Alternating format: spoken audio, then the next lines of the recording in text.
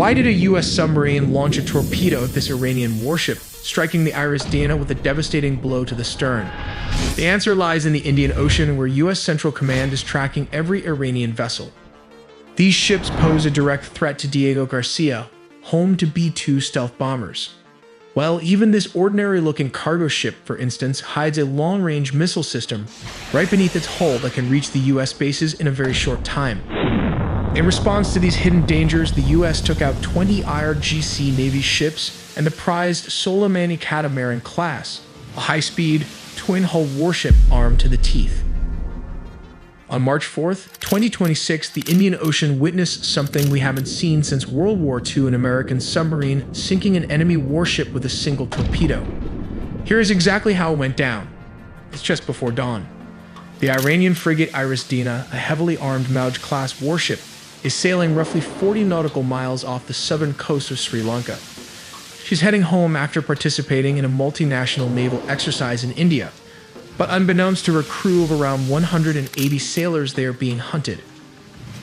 Lurking beneath the surface is a US Navy fast attack submarine. But its mission that morning was absolute.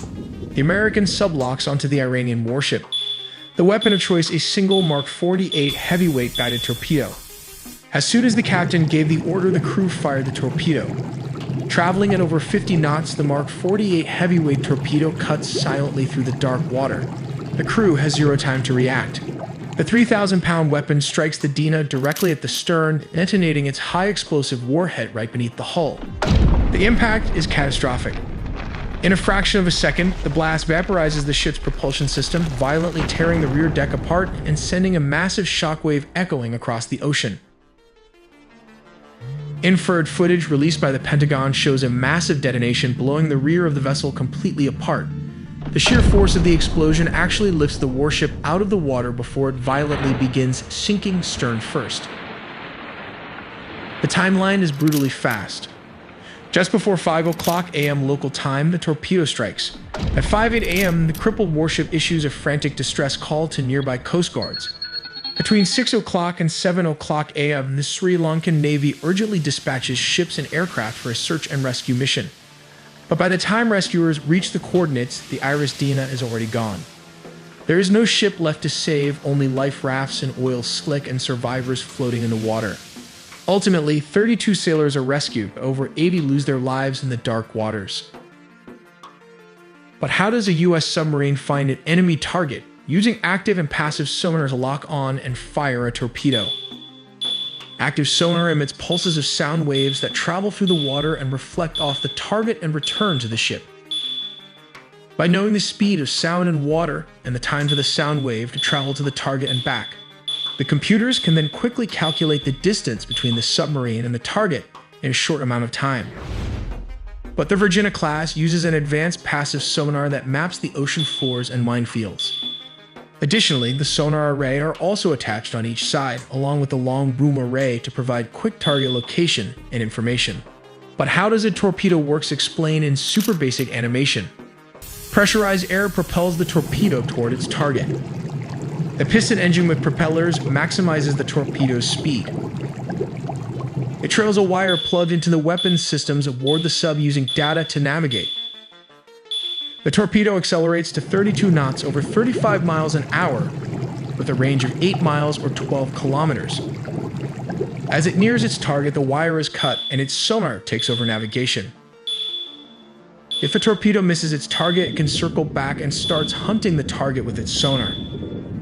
This one torpedo has the explosive power of 1,200 pounds of TNT, and I guess you do not want to be at the receiving end of this weapon. But reports suggest that new breed of barracuda torpedo or supercavitating are going to be the latest upgrades. If you're looking to upgrade your digital defense system, you need to check out this military-grade VPN. Think of Surfshark VPN as your frontline defense. It scans and detects threats, alerting you to thousands of dangerous emails.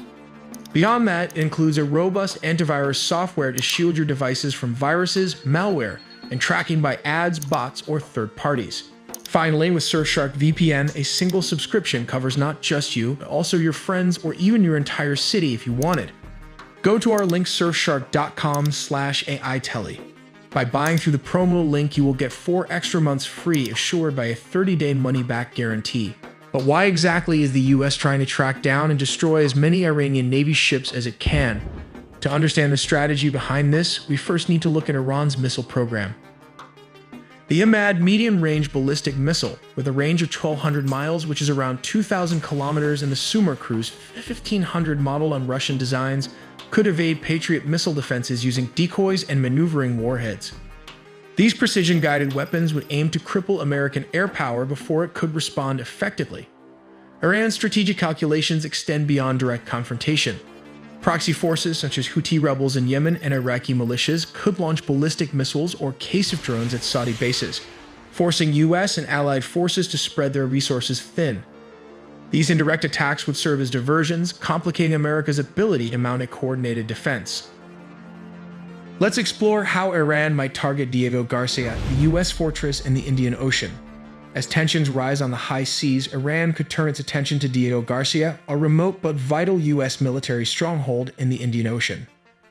This heavily fortified island serves as a key staging ground for America's strategic bombers, including the nuclear-capable B-2 Spirit stealth aircraft, designed to strike deep into enemy territory undetected. So how might Iran counter this threat? The answer lies in covert maritime tactics. Take the Shahid Madavi, a repurposed container ship spotted prowling the Indian Ocean in February. On the surface, it appears ordinary, but its cargo holds conceal a deadly secret: ballistic missiles hidden within shipping containers. A surprise barrage of Sigil missiles with a striking range of 2,500 kilometers launched from such a vessel could bring Diego Garcia within Iran's crosshairs. But Iran's strategy isn't about surgical strikes. Instead, imagine a swarm of modified Fate 110 short-range ballistic missiles, adapted for sea launches, raining cluster munitions across the airbase. According to Hudson Institute assessments, just 5 of these warheads could disable every exposed aircraft on the tarmac. The real blow. Such an attack could cripple the airfield, destroy weapon stockpiles, and leave the island's critical infrastructure inoperable, transforming this distant fortress into a smoldering relic of the storm. While operating near its home port of Bandar Abbas, the corvette was caught in the crosshairs of a coordinated US strike. The impact was immediate and devastating. Because the ship's lightweight hull was constructed from aluminum rather than traditional steel, the metal didn't just fracture, it burned. Catamarans typically possess less hull volume, smaller displacement, and shallower draft compared to mono-hulls of similar length. This warship is equipped with 6 anti-ship cruise missiles, including 4 long-range ones likely Norm missile and 2 short-range anti-ship missiles. It might also be the first Iranian warship to be equipped with a VLS vertical launch system. Its VLS includes 6 larger cells for surface-to-surface cruise missiles and 16 smaller ones for surface-to-air missiles, all located behind the command bridge.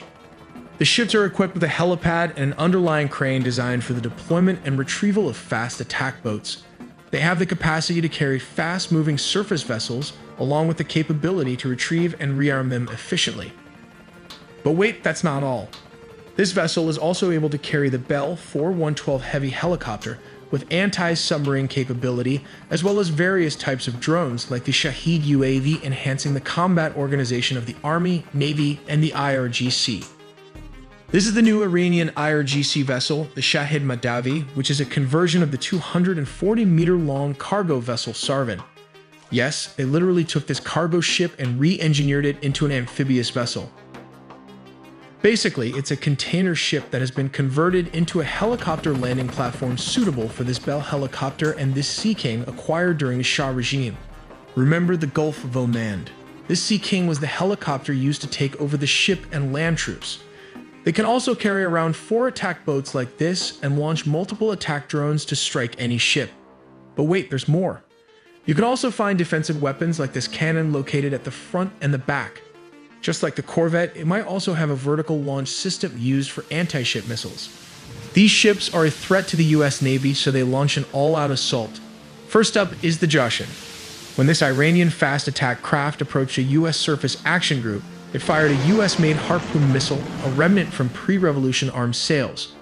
The US cruiser USS Wainwright successfully evaded it using electronic countermeasures and chaff.